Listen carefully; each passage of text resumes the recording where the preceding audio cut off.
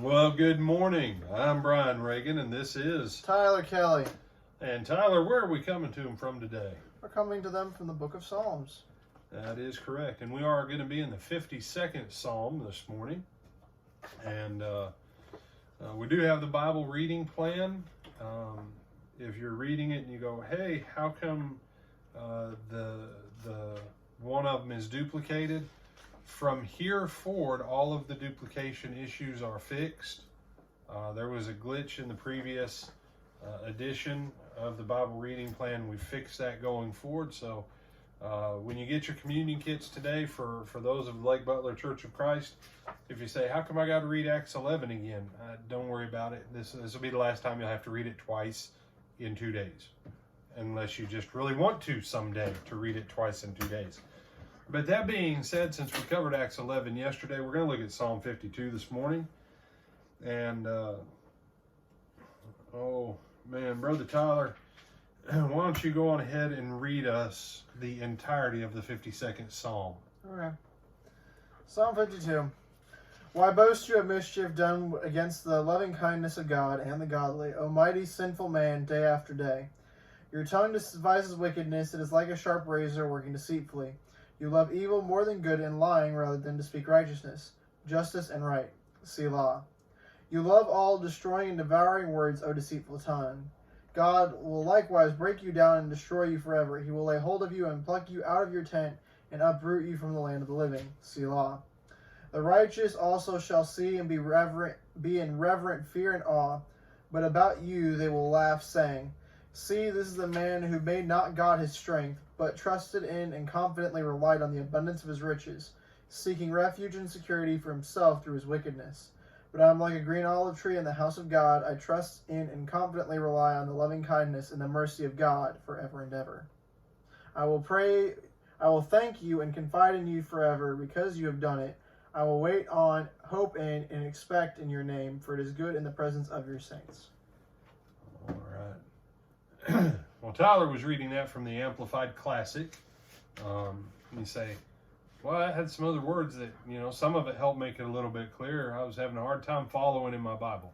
That's okay. The Amplified Classic, sometimes it makes a passage a little clearer because that's why it's called the Amplified. It amplifies or expands the meaning of some of the Greek and Hebrew words as you're reading. But, I want to focus on verse 7 that says, here is the man who did not make God his strength, but trusted in the abundance of his riches, and strengthened himself in his wickedness. People have this idea that somehow wealth and prosperity are somehow non-Christian. That, Jesus was poor, brother. Let me ask you a couple questions. Have you ever wondered whose house he keeps going to in Capernaum? I don't know if Jesus leased that house, if he was renting it. I don't know. But when he goes to a person's house, it always says the name of the person. But there's always this one house in Capernaum that he keeps going to that never has a name attached to it. So, maybe Jesus leased a house when he was for when he was in Capernaum. I don't know. But also, Jesus had a treasurer. His name was Judas. And Judas was stealing money from the till. You say, well, Jesus should have fired him. Well, apparently Jesus doesn't do things the way we do. He gave Judas 3.5 years to get his act together. But, begs the question, was Jesus' ministry genuinely poor? Because when Judas got up at the Last Supper table to go out to betray Jesus, everyone else thought he was going out to give alms to people at like 1 a.m, midnight, 1 o'clock. Well, that doesn't sound like poor folk, brother. Jesus was humble, but he wasn't in poverty. And you say, well, what does that have to do with Psalm 52, verse 7? God never condemns his people having riches and wealth. What he does condemn is us being covetous and trusting in the financial resources. I want to ask you to think about that.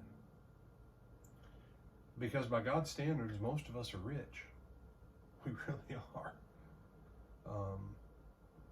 But how is it the plan of God for the children of the devil to outstrip the children of God 1,000 to 1 in terms of financial wealth if we're supposed to take over the world for his glory and honor? It's not riches that are the problem. You know the book of Proverbs, Tyler, where it says the blessing of the Lord, what? It makes rich and he adds no sorrow to it. You have some thoughts on verse 7? No, sir. All right. Remember, as we close out this week, it's not the wealth that we place our trust in. The wealth isn't wrong, but our trust is supposed to be in the Lord. I'm Brian Reagan. This is Tyler Kelly. And we bid you good day. And if we don't see you again till Sunday on the live stream, have a good weekend. We have 2 more videos today. You should watch them. Yes.